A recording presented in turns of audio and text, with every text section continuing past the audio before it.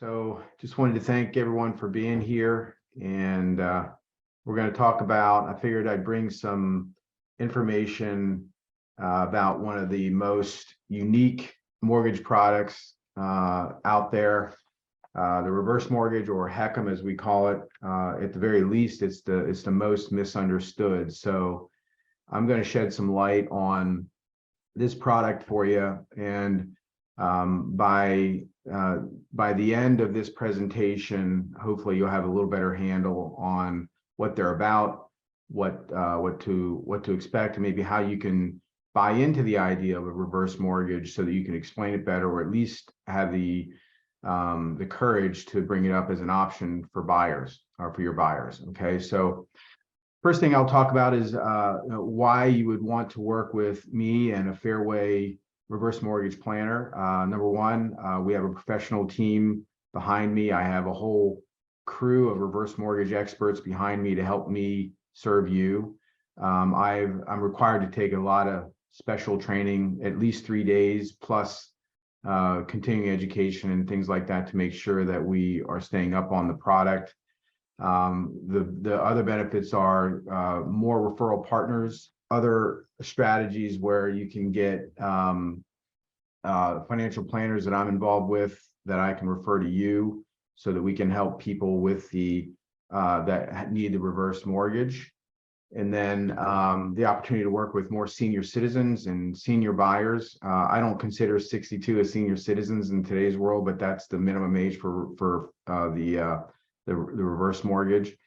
And me, your trusted advisor for this product, I know a lot of options, and we have a lot of tools to help you and your borrowers, your buyers, navigate this unique product. As we go through this, I want you to think about why wouldn't you get or recommend a reverse mortgage? So kind of think from a contrarian point of view, and then at the end, hopefully you'll be thinking, well, I can see why I would do it. All right. So with that, Fairway in 2020, we were the number 4 retail reverse mortgage or HECM lender in the nation.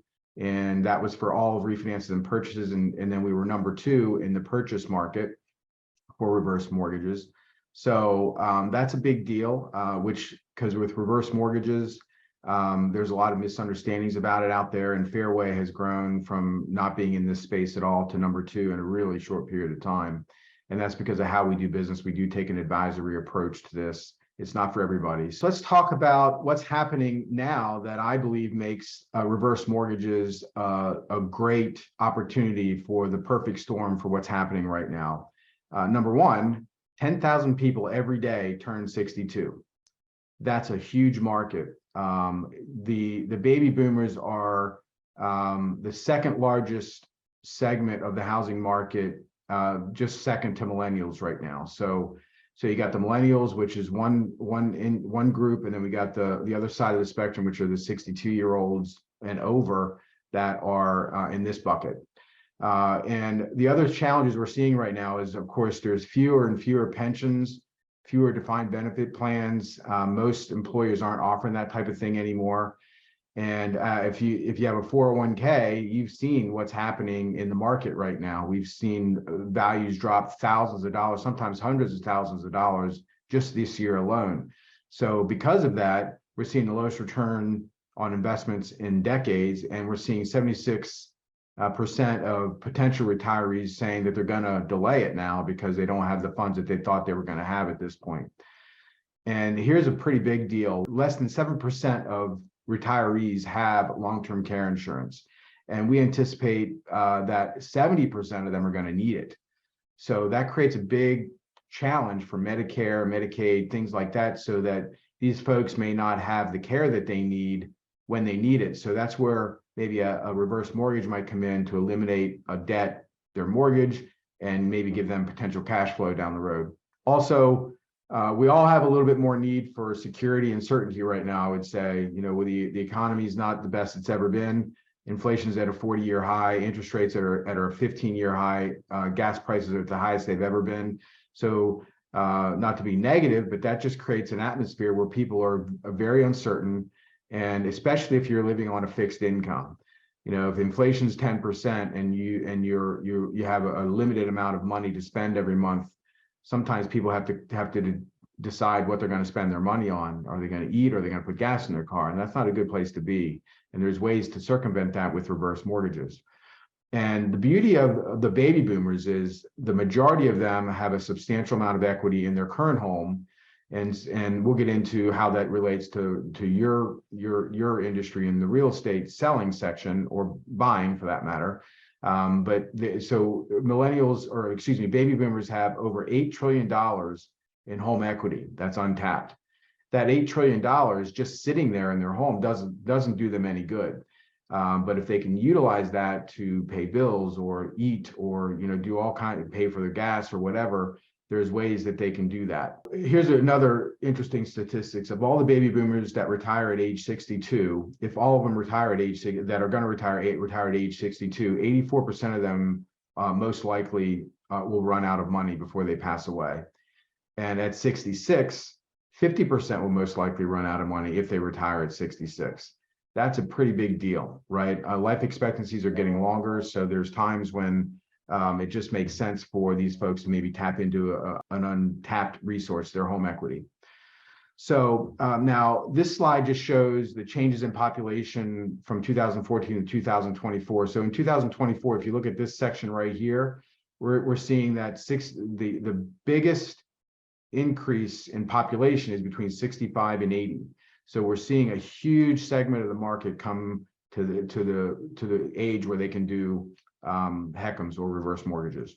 So let's dive into some of the requirements. So as far as the HECM goes, there's different criterias in terms of how much they need to put down based on their age. And we'll get into some more detail on this a little later. But at age 62, they're required to have at least a 60% down payment, 72, 50%, and at age 82, obviously, they need less of a down payment because, of course, they're older. So they can get away with a 40% down payment if they're over 82. This slide I'm not going to cover in great detail, but I want you to kind of have this. I'm going to send you the slideshow when we're done. But this slide tells you generally what the minimum down payment would be based on age if they're purchasing a $200,000 to a $600,000 home. And I have some examples that I'm going to go through next. So if we look at this slide right here, this is a real example that I want to kind of walk through with you. So if Deborah is looking to purchase a home for $400,000 and she's looking at several different loan options, the graph to the right shows the total amount Deborah would need to pay for a 30-year conventional mortgage, what we call forward, then if she paid cash, and then if she did a reverse mortgage. So if we look at the conventional mortgage, what most people would be looking to do, just because it's what's normal, quote unquote normal, is what we call forward mortgage. That's the 20% down. So in that example, Deborah would need $80,000, 20% if she's buying a $400,000 home, and her monthly payment would be $2,128 at 7%, which is what our going rate is today. So over the course of 30 years, Deborah's going to pay back $846,429. That's obviously the worst scenario for her if she's looking to save money. If she just wrote a check for it, if she was lucky enough to have enough money to just pay cash, she would be out $400,000. But let's look at the reverse mortgage option. So if she's 62 years old and she does a reverse mortgage, she would have to fork up $233,200, and that's it. We would do a loan for $166,800, and then that would be the end of it. She would never have a mortgage payment for the rest of her life. She would still have to pay her taxes, insurance, and keep the property in good repair, but she would never have a mortgage payment. Her total outgo would be $233,200. And by the way, the 20% down program, this is just principal and interest. Okay, so, and we're going to go into a couple other scenarios down the road. Like here's another example where why would people want to do a reverse mortgage? We have some people that are seniors that are looking to upsize, and we'll get into some statistics on that. They might want to downsize. My wife and I, we have 3 adult children, young adult children, 21 to 26. So we're empty nesters at this point, and we have a big house that we raised our family in that we don't really need anymore. So we're we'll probably sell our house, and when I can do a reverse mortgage, we'll do a reverse mortgage and buy a smaller house. Let's talk about why households choose to move, and why baby boomers are one of the best opportunities that I see out there for us and for you, the realtors. The top reasons that the baby boomers or retirement age folks are looking to move is they want to get closer to family. That's number one. That's 29%. They want to reduce their home expenses. They have health issues potentially where they need to be closer to family, where they can have help. They may have going through a divorce, or their marital status might have changed. And believe it or not, that's more common than you think in today's world. My parents divorced late in life when I was 33, 4, something like that. So they were late in life when they divorced. My wife's parents divorced late in life. And that's more and more common. And then they're starting a new chapter of their life with somebody else. So that's a reason for people to move. And kids moving out, we're getting close to that. Obviously, we're at that stage of our life, wanting cash from the sale of their home, to do traveling. Maybe they want to just not have a house at all and just travel the world kind of thing. But baby boomers are on the move, and this gives you a great opportunity to boost your business. And just last year alone, 4.2 million baby boomers moved homes, meaning they either bought a house, sold a house, and moved into something different. 51% of them downsized, so just a little bit over 50%.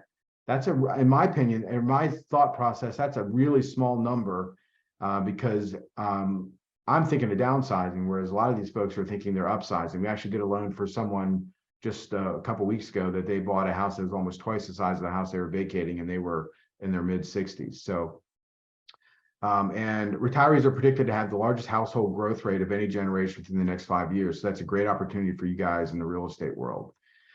They also, with people being more transient, if they're retired, they don't have to be in a certain area because they don't have to be someplace for work. They may want to be closer to family, but they don't have to live in a certain area, so they can choose exactly where they want to move. So these kind of break that out in a pie chart. Don't really need to spend a whole lot of time on that, but this will be in the slides for you. But again, a lot of baby boomers are looking to downsize, 51%, but almost 50% of them are either looking for a larger home or a same size home. So there's more opportunity there than I think we know. So understanding why reverse mortgages might be a good strategy for you and what that market looks like is one piece of the pie. But let's talk about the reverse mortgage basics. Let's get into some nitty-gritty stuff here. I'm not going to make you a reverse mortgage expert, but I want to give you an idea. So again, at the end of the day, we want you to be out there saying, I believe in this product. I think it's good for people. And I think one of the things we'll talk about is what's going to help you believe in this type of program better, and how it can be an advantage to you when someone maybe has sticker shock when they're thinking, I don't want to pay $600,000 for a new house. They don't necessarily need to, maybe they may pay that, but their mortgage isn't going to necessarily reflect that. Okay. So, but the reverse mortgage basics, you have to be 62 years of age or older.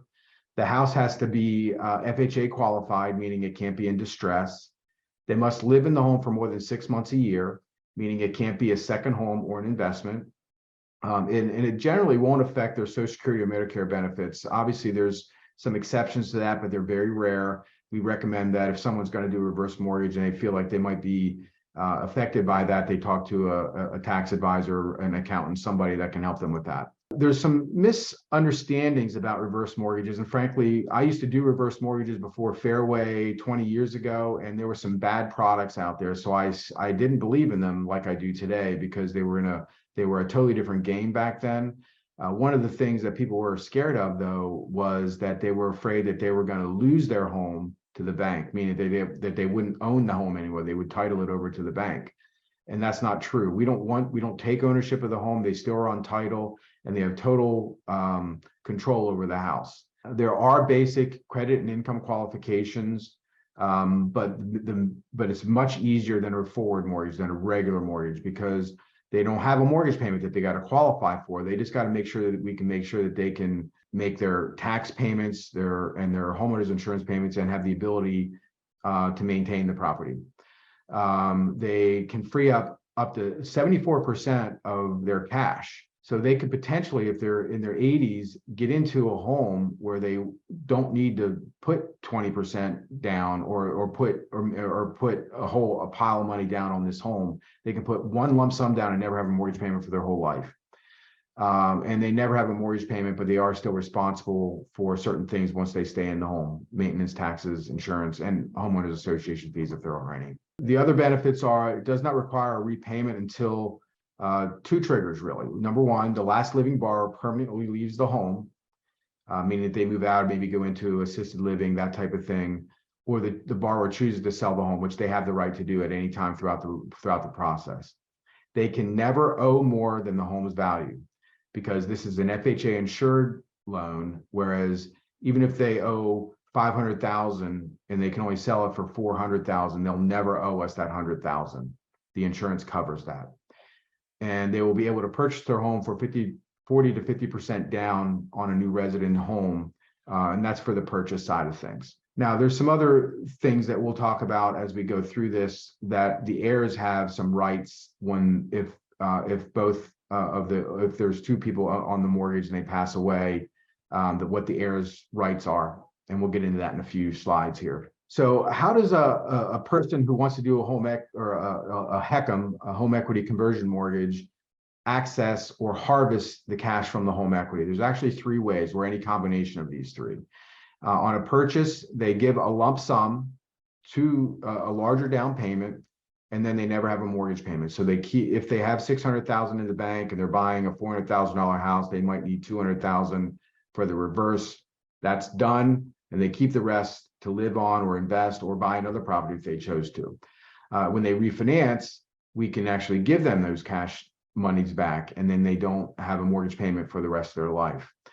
They can also do a line of credit where they actually put money off to the side. They don't need it right now, but they think they might need it in the future. And that money does grow at a certain percentage interest rate, and it's a non-recourse loan, meaning that they'll never have to pay it back. Or they can do what they call like a loan proceeds per month, a monthly payment, almost like an annuity, where they get a guaranteed amount every single month, maybe $200. It could be upwards of even more than that, $1,000 or $1,500, depending on how much equity and value they have in their home. And that is for life, meaning it never stops.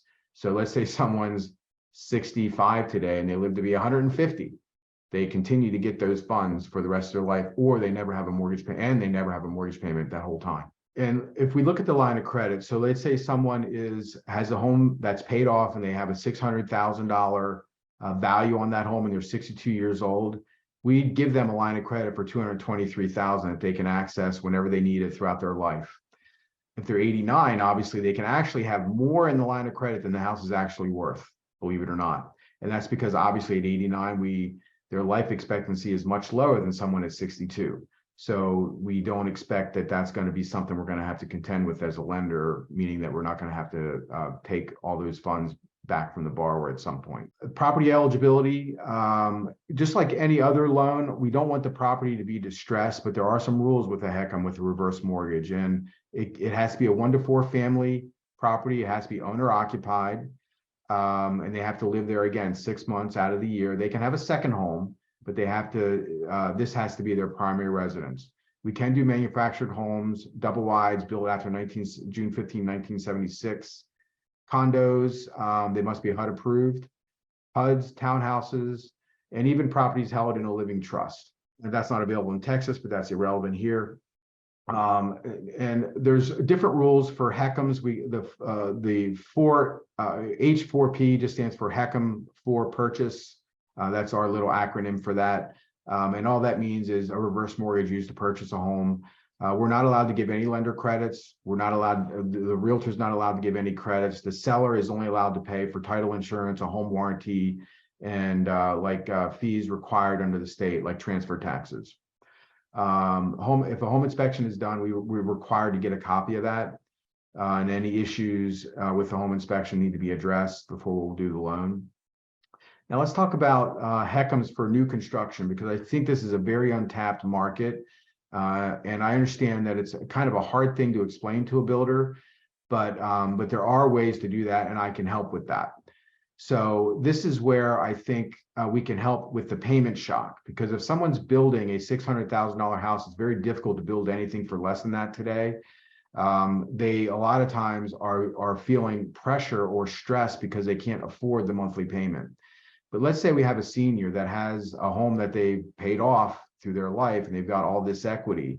Instead of using all of that equity on a reverse or a forward mortgage and putting 20% down and having a $4,000 mortgage payment, what we can do is we can talk to builders about and them about ways where they can actually put a little larger down payment and then have no mortgage payment for the rest of their life. Now, the benefit to the builder would be that we do a pre-approval upfront. We don't go into these with anything willy-nilly. We don't guess. We give them a pre-approval. And we do the application before the construction is complete, and we do that before there's a certificate of occupancy, meaning that the house doesn't need to be done for us to do this process with the home buyer. And there's, again, a big segment of the market that are in that home buying arena at 62 and over. So there's more people that could afford to buy these homes from the builders, because we are seeing people bail right now, home buyers, younger home buyers that are saying, look, I'm going to wait to buy because I can't afford to get the house I want. So we are already seeing that builders are willing to give concessions. They're willing to help with things.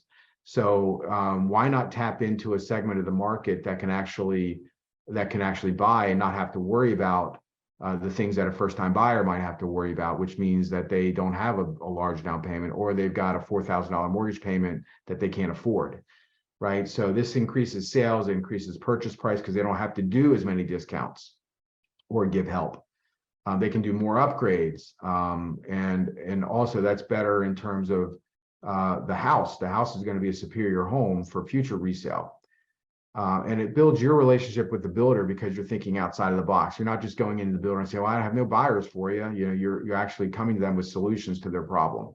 Now, before someone can do a reverse mortgage, they've got to do some things, and we've got to do some things. We've got to do a financial assessment. What does that mean? It's not really that much different than a regular mortgage. It's actually more forgiving because we don't care about their credit score. We do care about their payment history on certain things because we don't want them to not be able to afford to pay certain things like their homeowners insurance or their taxes or keep the property in good repair. So we do look at their ability to pay those things and their willingness and capacity to be able to take care of the home. If they are not able to take care of the home or keep it up to snuff, then we would actually inquire about how they would be able to do that. The result of the assessment will be there's no set aside, meaning that we're not gonna assume that they've got to have certain money for certain things, but we want to make sure that meaning for their, they don't have to have a mortgage. We don't qualify them under a mortgage payment, obviously, but we want to make sure that they can handle just the taxes and insurance. And a lot of times the home equity or the line of credit that we do for them will be sufficient for that. Or we give them a lump sum to maybe get caught up on certain things. Maybe there's medical bills they want to pay for. Maybe there's past taxes that are due or something like that. And we help with that with these kinds of loans all the time. What else do you need to know about home equity, the home equity conversion mortgage, the reverse? FHA, it oversees them. They administers the program. So they insure it. So what that means is that all the equity or all these loans that we're dealing with these home equity lines of credit or home equity conversion mortgages are insured by the federal government. So we don't have to worry about them going belly up. You don't have to worry about the lender going out of business because they're backed by the federal government. The amount of money available is determined by the youngest homeowner. So if someone is 62 and their spouse is 55, they can still do a reverse mortgage. However, they're going to need either a larger down payment or be able to get less cash back. Interest rates do matter. These do have an interest rate associated with them, but the way that interest rate works is they're not paying it; it's coming out of the home equity. Maximum loan amount is $822,375 on these, and the interest rates are adjustable, and they're based on the movements of the CMT index. 1-year CMT index. We want you to become, as best you can, the reverse mortgage expert, or at least understand the process. You're going to be at least able to talk about it, which is our objective. So let's walk through a real scenario here. Let's say you have a 65-year-old client and they sell their home, they own it free and clear, and they make $500,000. They can go purchase a $350,000 home, take $197,050 of that sale and do a reverse mortgage and keep the 152 or the additional 302,950 for themselves, do whatever they want with it. And then we have 152,950 mortgage through the HECM, the reverse mortgage, that they never pay back ever, even if they live to be 150 years old. Maybe science gets them to where they live to be 150 years old. They've made out in this situation. They'll never make a mortgage payment for the rest of their life, and they keep $300,000 worth of their equity from their old home. We take that another step where someone sells a $700,000 home and they have a mortgage on it. They still walk away with $500,000. So if we look at this, the end result is slightly different because they need a slightly more down payment, right? They use two because they have to pay off this mortgage, so they have less to work with.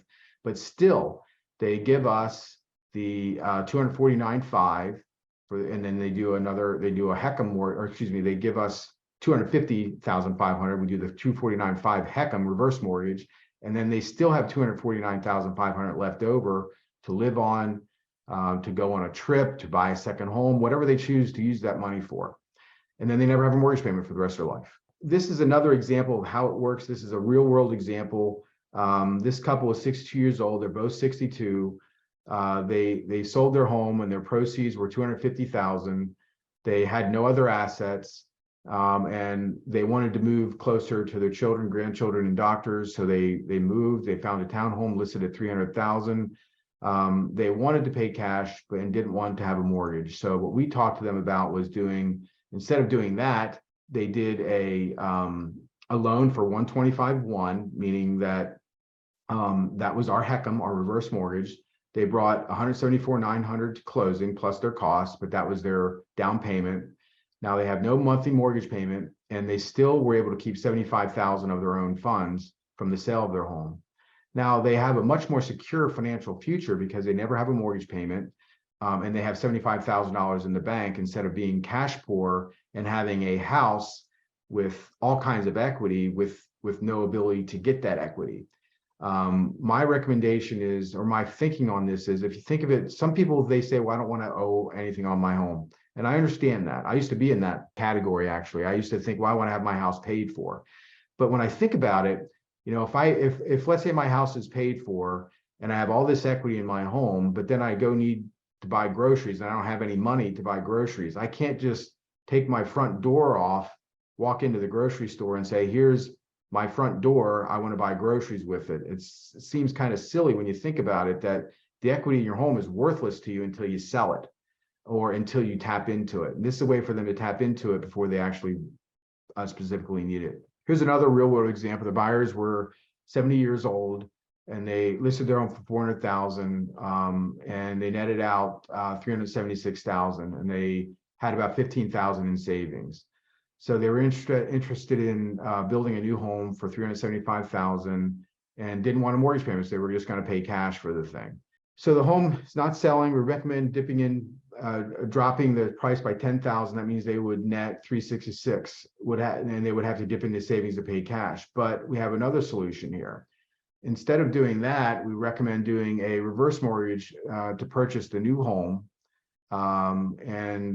They would provide up to 177,000 towards the purchase, or we would give them the HECM mortgage for 177. The buyer would bring as little as 198 to closing, and they can keep the house priced the same way and still buy this home. So, and they have additional 168,000 cash after selling their house for 366, right? So they win, you win, everyone wins. And if they drop the house by 366,000 to 366,000, they still have enough money to do this and still keep some money in their pocket.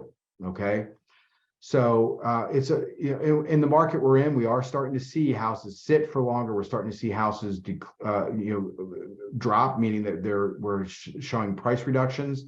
And this is a way where you can have people that are saying, well, I don't want to drop the price of my house because they're worried that they're not going to get enough to do what they want to do. But they can still do that and maybe give someone else a better value and then still have enough money to go buy their next home with a very relatively small down payment in the greatest scheme of things and not pay cash and not have any money left over. So here's a few things that reverse mortgage can help your more seasoned clients, the 62 and over clients with. So number one, they can purchase the home in a 55 plus community and not have to pay cash. It increases your client's purchasing power and flexibility because they have more options. They can afford more house, frankly, because they don't have a mortgage payment to worry about. All they have to worry about is taxes. So they might be able to find a house that has a higher sale price, but maybe has lower taxes, and then they can still afford it because they don't have the mortgage payment on top of it. They can move closer to family, maybe better weather if they're looking for that type of thing. And they can purchase a home for 30 to 50% down versus paying cash at that age. And we can close these loans in relatively quick fashion, about 3 weeks or less. 17 days is about normal for these. Don't be afraid of these mortgages because they're nothing to be afraid of. They are unique and they are different. But anything, the first time you look at it or the first time you dive into it is a little unique. What I'd recommend is what I'm going to do is I'm going to send you the slides to this presentation and some others so that you can actually educate yourself on it. And I'm obviously here to help with any questions and things like that as well. So, but before I adjourn, there's a couple other things I just want to touch on. This is something we talk about a lot with even just new home buyers, but this is sort of geared towards the retirement community because we see that there's essentially 3 buckets and this of revenue or cost, I should say, or moving forward money. And then the sacred cow of home equity. So in the conventional world, we got 3 buckets that when we're starting out in life between 18 and 61 that we're working with. Number one is the monthly income bucket where we're actually getting money through a job, commissions, business, whatever, however we're creating revenue. When we start out, we get a job, we start a business, whatever. And then in bucket number 2, instead of pulling from that, we're feeding it. We're giving money into our 401k, stocks, bonds, future life insurance, future investments, so that when we do retire, we have a nest egg, right? That's bucket number 2. Then bucket number 3, which I think has been, is what we're talking about here, which is your home equity, which for most people is a very wasted, untapped asset because we buy our home, our first home, second home, third home, however many homes we buy. And then when we get to retirement age, our objective would be to have that home paid for, so we don't have a mortgage to deal with. That's the old school thought. Have your mortgage, your home paid for, and you never have to worry about your mortgage payment again. No one can take that house away from you in theory, which in reality is not true, actually, but we can talk about that another time. But that equity in that home, unless you pull it out, is worthless. Like I said, you can't take your front door, you can't take your countertop into the grocery store and buy groceries with it. What we're teaching is, and then when you retire, the tides kind of turn, right?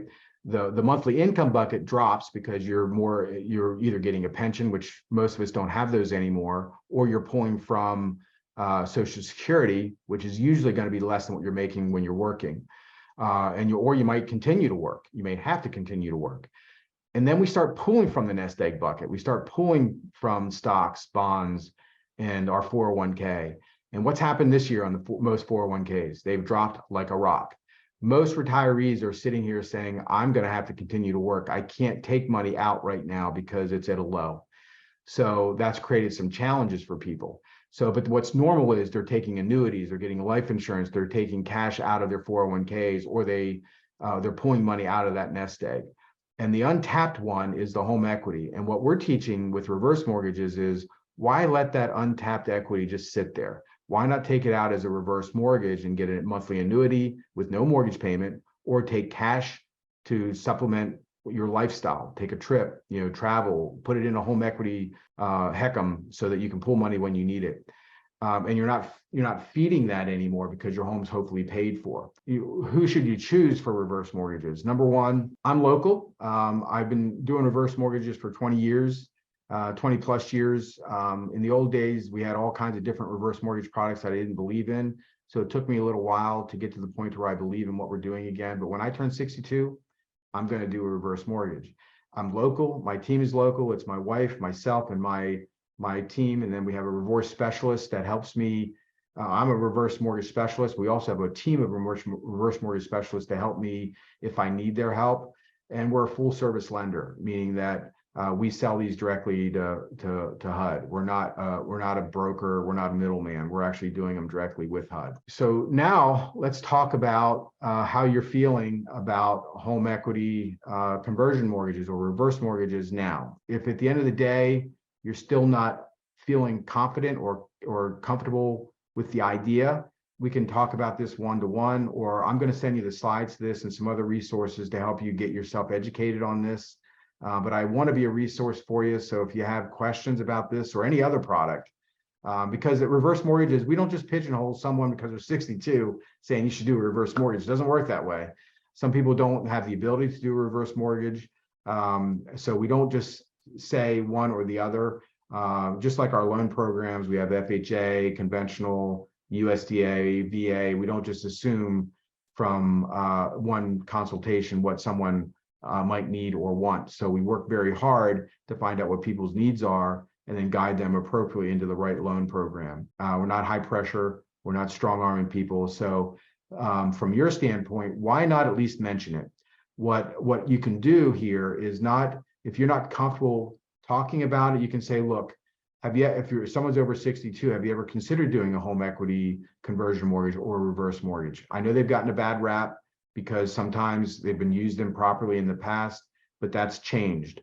The new reverse mortgage of today's world is backed by the federal government and very regulated. So we can't just do them for everybody.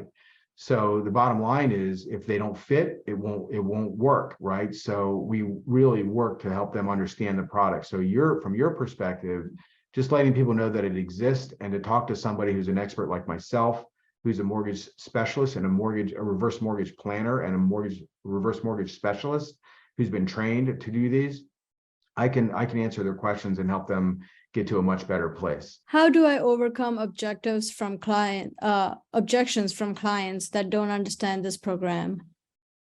Excellent question. And I kind of touched on that, but my recommendation would be to just offer it up as an option. You know, if you're not sure of, you know, because people will have objections. People may say, well, I want to own my house free and clear, or I don't want to lose my house to the government or to the lender.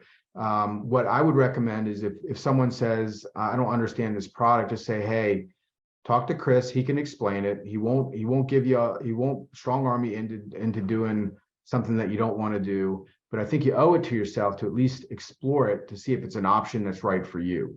And I think one of the biggest things you can do to overcome the objections of others is overcome your own.